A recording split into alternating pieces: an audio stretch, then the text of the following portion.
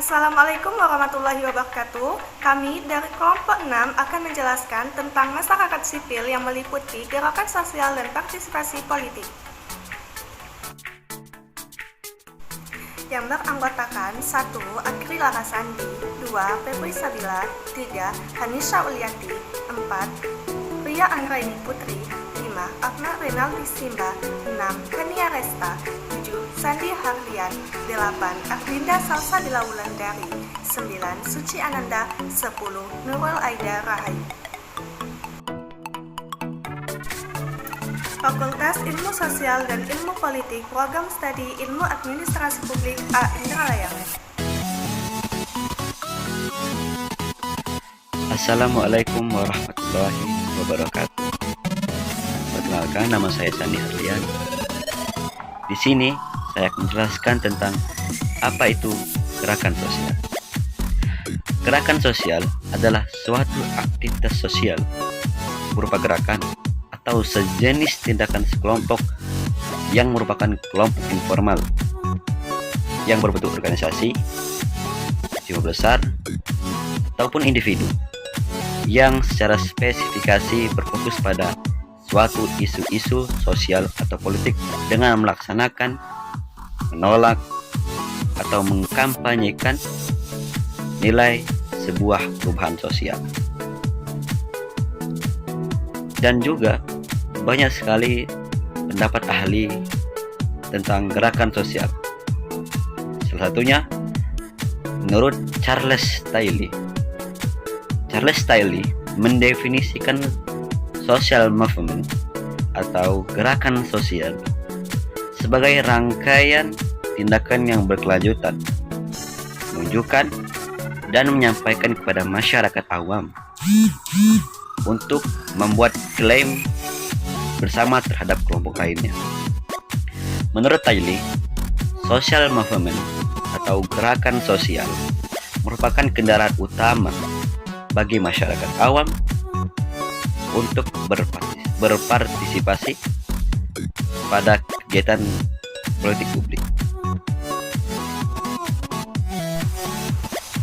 Hai teman-teman, perkenalkan nama saya Nurul Aida Rahayu. Di sini saya akan menjelaskan tentang karakteristik gerakan sosial. Gerakan sosial memiliki karakteristik yang membedakannya dengan gerakan lainnya. Karakteristik tersebut yaitu 1. Dilakukan secara kolektif. Kolektif berarti dilakukan lebih dari satu individu yang membentuk kesatuan. Pada umumnya, gerakan sosial dilakukan oleh sekelompok orang dalam jumlah yang besar atau banyak. 2. Terorganisir. Gerakan sosial diatur dalam suatu kesatuan sesuai dengan tatanan atau kaidah yang berlaku. Terorganisir berarti memiliki struktur, tata cara, tujuan, anggota, akses yang terarah dan jelas.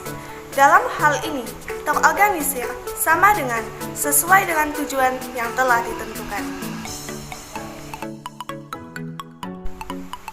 3. Memiliki ideologi.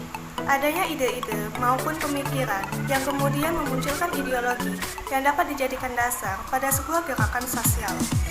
Ideologi merupakan konsep yang tersistem yang dapat dijadikan dasar yang memberikan arah dalam kehidupan yang berupa cara berpikir sekelompok orang, meliputi kumpulan arti nilai, ide, norma, kepercayaan, dan keyakinan dalam menentukan tindakan dalam dinamika sosial politik. Keempat, dilakukan dalam jangka waktu yang panjang. Gerakan sosial pada dasarnya dilakukan dalam jangka waktu yang panjang. Jadi, tidak dilakukan dalam jangka waktu yang singkat, tetapi berkelanjutan atau dilakukan secara terus-menerus. Kelima, bersifat dinamis. Salah satu tujuan dari gerakan sosial adalah merubah sistem atau tatanan sosial yang berlaku di masyarakat. Dinamis dalam hal ini berarti gerakan sosial memiliki tujuan untuk melakukan pembaharuan pada kehidupan sosial politik yang dinilai stagnan, jadi tidak cenderung kaku. Selain itu, untuk mewujudkan tatanan kehidupan sosial yang baru dan sesuai dengan harapan masyarakat. 6. Mengandung nilai-nilai sosial. Secara mendasar, dalam gerakan sosial mengandung nilai-nilai sosial yang dianut oleh para anggotanya. Mengingat salah satu definisi gerakan sosial yang mengandung makna bahwa gerakan sosial berfokus pada isu-isu sosial maupun yang berhubungan dengan aktivitas sosial di masyarakat. 7. Mewujudkan kepentingan bersama. Gerakan sosial dilakukan dengan tujuan untuk kepentingan bersama. Adanya persamaan pandangan dalam suatu kelompok masyarakat memunculkan kepentingan yang sama pula yang dapat diwujudkan dengan adanya gerakan sosial. Halo semuanya, perkenalkan nama saya Kania Resta. Di sini saya akan menjelaskan beberapa bentuk gerakan sosial secara umum menurut tipologi Aberle. Pertama, ada alternative movement. Adalah salah satu bentuk gerakan sosial untuk merubah satu perilaku atau tindakan tertentu oleh individu. Kedua, ada redemptive movement. Adalah gerakan sosial yang cenderung menginginkan perubahan terjadi secara keseluruhan untuk seorang individu. Ketiga, ada reformative movement. Adalah gerakan sosial yang diharapkan dapat merubah pandangan masyarakat mengenai isu-isu tertentu yang cenderung bersifat negatif di perspektif masyarakat.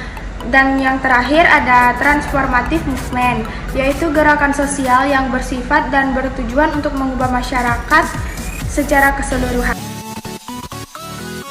Halo semuanya, perkenalkan nama saya Susinanda dari kelas Indraya. Jadi di video kali ini saya akan membahas fungsi dari gerakan sosial.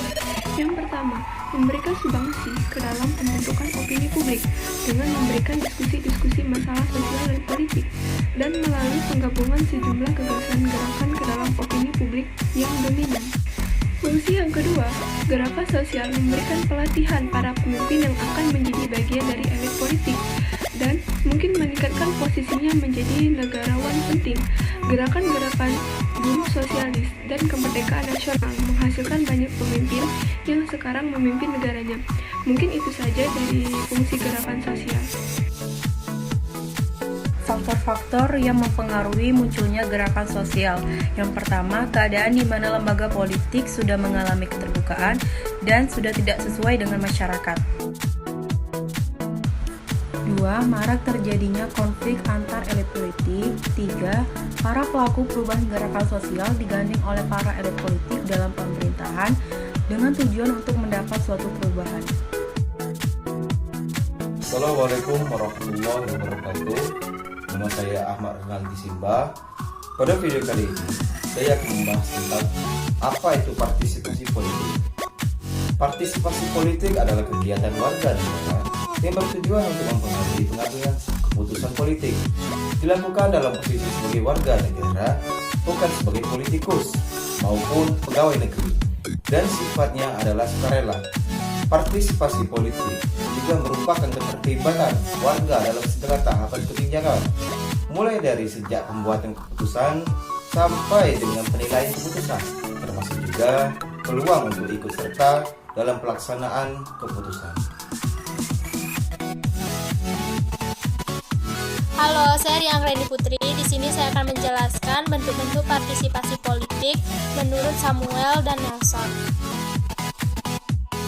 Yang pertama adalah kegiatan pemilihan, yaitu kegiatan pemberian suara dalam pemilihan umum, mencari dana partai menjadi tim sukses, mencari dukungan bagi calon legislatif dan Yang kedua adalah lobby, yaitu upaya perorangan atau kelompok menghubungi pimpinan politik dengan maksud mempengaruhi keputusan mereka tentang suatu isu. Yang ketiga adalah kegiatan organisasi, yaitu partisipasi individu ke dalam organisasi, baik selaku anggota maupun pimpinannya, guna mempengaruhi pengambilan keputusan oleh pemerintah. Keempat, contacting, yaitu upaya individu atau kelompok dalam membangun jaringan dengan pejabat-pejabat pemerintah guna mempengaruhi keputusan mereka. Dan yang terakhir adalah tindakan kekerasan, yaitu tindakan individu atau kelompok guna mempengaruhi keputusan pemerintah dengan cara menciptakan kerugian fisik dan harta benda. Termasuk di sini adalah huru-hara, teror, kudeta, pembunuhan politik, revolusi, dan pemberontakan. Halo semuanya, perkenalkan nama saya Febri Sabila. Kali ini saya akan menjelaskan tentang penyebab timbulnya partisipasi politik. Yang pertama, karena adanya modernisasi dalam segala bidang kehidupan. Yang kedua, karena adanya perubahan struktur kelas sosial. Yang ketiga, karena adanya pengaruh kaum intelektual dan komunikasi masa modern. Yang keempat, karena adanya konflik antar kelompok pemimpin politik. Dan yang terakhir, karena adanya keterlibatan pemerintah yang semakin meluas. Terima kasih. Hai teman-teman, bertemu lagi dengan saya Nurul Aida Rahayu.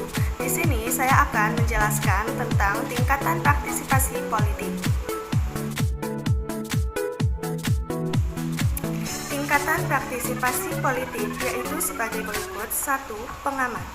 Menghadiri rapat umum, anggota kelompok kepentingan, membicarakan masalah politik, mengikuti perkembangan politik melalui media massa, memilih pada saat pemilu.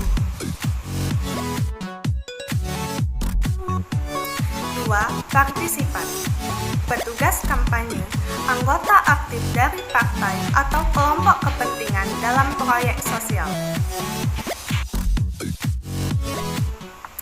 3. Aktivis. Pejabat partai sepenuh waktu, pemimpin partai atau kepentingan kelompok. Di sini dengan saya Hanisha Liati, saya akan menjelaskan tentang tipe-tipe sistem politik. Jadi, sistem politik itu menjadi 4 tipe. Yang pertama, partisipasi aktif adalah apabila seseorang memiliki kesadaran politik dan kepercayaan kepada pemerintah tinggi.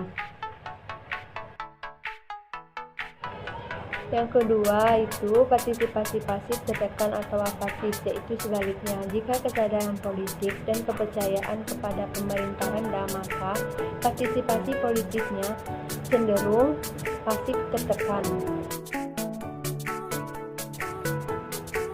Yang ketiga, partisipasi militan radikal, yaitu terjadi apabila kesadaran politik tinggi tetapi kepercayaan kepada pemerintah sangat rendah. Yang terakhir yaitu partisipasi pasif, yaitu apabila terjadi kesadaran politik sangat rendah dan kepercayaan kepada pemerintah tinggi, maka partisipasi ini disebut tidak aktif. Selanjutnya yaitu faktor-faktor yang mempengaruhi munculnya gerakan sosial. Yang pertama, keadaan di mana lembaga politik sudah mengalami keterbukaan dan sudah tidak sesuai dengan masyarakat. Assalamualaikum warahmatullahi wabarakatuh. Perkenalkan, saya Akrilara Sandi dari kelas A Indralaya, program studi Ilmu Administrasi Publik Universitas Sriwijaya. Di sini saya akan membahas manfaat partisipasi politik, yaitu diantaranya 1. Sebagai sarana untuk mengejar kebutuhan ekonomi. 2. Sebagai sarana untuk memuaskan suatu kebutuhan bagi penyesuaian sosial. 3. Sebagai sarana untuk mengejar nilai-nilai khusus. Dan yang keempat yaitu sebagai sarana untuk memenuhi kebutuhan alam bawah sadar dan kebutuhan psikologis tertentu. Sekian penjelasan dari kami. Terima kasih. Wassalamualaikum warahmatullahi wabarakatuh.